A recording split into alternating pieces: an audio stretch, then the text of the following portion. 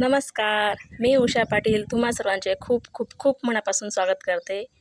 आज तुमच्यासाठी घेऊन आले आहे मस्त असा मेदूवडा। हा मेदूवडा बाहेरून खूपच क्रिस्पी आणि आतून मस्त कापसासारखा मऊ मऊ होतो। आता त्यासाठी मी इथं 1 किलो उडदाची डाळ 7-8 तासांपासून भिजत घातली होती। आता ह्या डाळीला मस्त स्वच्छ करून घ्यायचं, याच्यातलं सगळं पाणी काढून टाकायचं, साल वगैरे असली ते सुद्धा काढून टाकायची।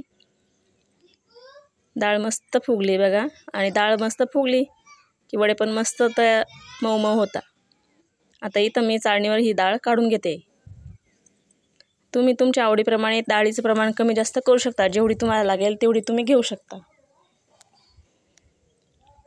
आता ही डाळ इथं मस्त चाळणीवर काढून घेते, जेणेकरून त्यातलं सगळं पाणी निघून जाईल।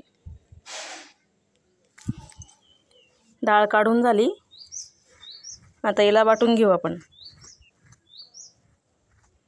मिक्सरचा जार घ्यायचा, त्याच्यामध्ये ही डाळ टाकायची, थोडी थोडी डाळ टाकायची, जास्त फुल नाही भरायचं, फुल भरलं की मिक्सर जाम होऊन जातो। थोडी थोडी करून वाटून घ्यायची। आता ही डाळ पाणी न टाकता वाटायची आणि अधूनमधून तिला बघून घ्यायचं। हे बघा, इथं आता ही डाळ थोडीशी जाडसर वाटते, हिला मी पुन्हा वाटून घेते।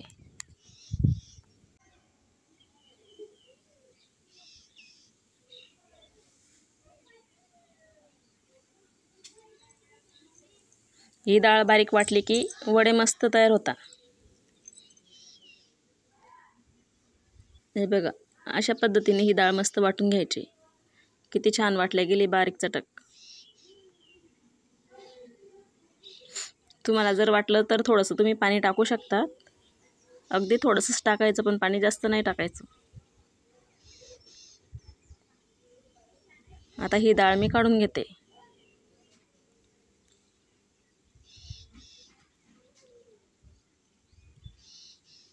आणि याच पद्धतीनं पूर्ण डाळ बारीक चटक वाटून घ्यायची।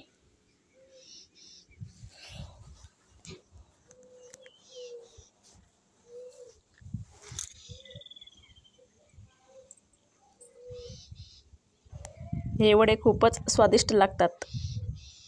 आता या ठिकाणी ही डाळ मी पूर्ण वाटून घेतली। हे बघा, पूर्ण डाळ वाटून झाली की याच्यामध्ये आता आपण हिरव्या मिरचीचं वाटण घालूया।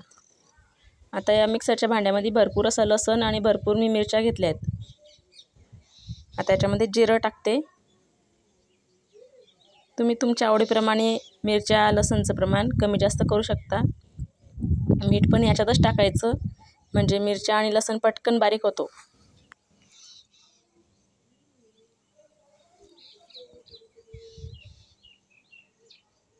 हे बघा, इथं मस्त आपलं हिरव्या मिरचीचं वाटण तयार झालंय। आता हे या वाटलेल्या डाळीमध्ये टाकून घ्यायचं।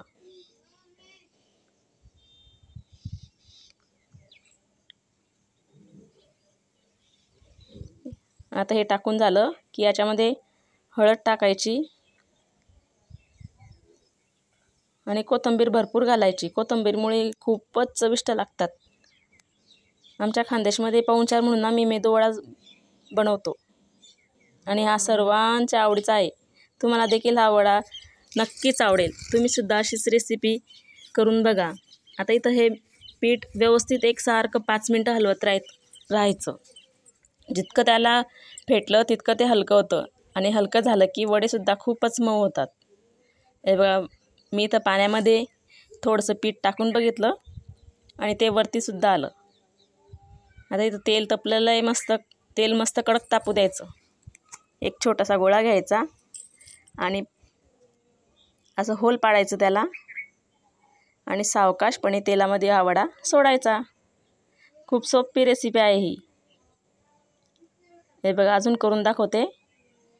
असा गोल होल पाडायचा आणि वडा सोडायचा, जेणेकरून आतपर्यंत तो मस्त शिजला जाईल।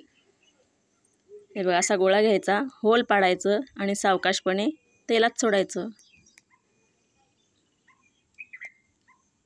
हे बघा, किती मस्त वरती आले फुगून सनी।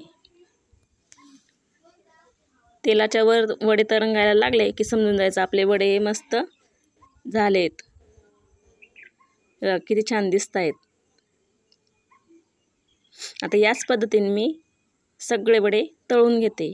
तुम्ही सुद्धा अशीच रेसिपी करून बघा, खाऊन बघा आणि कसे झाले ते मला नक्की कमेंट करा. व्हिडिओ पूर्ण बघितल्याबद्दल धन्यवाद. चॅनलला लाईक करा, शेअर करा आणि सबस्क्राईब करा.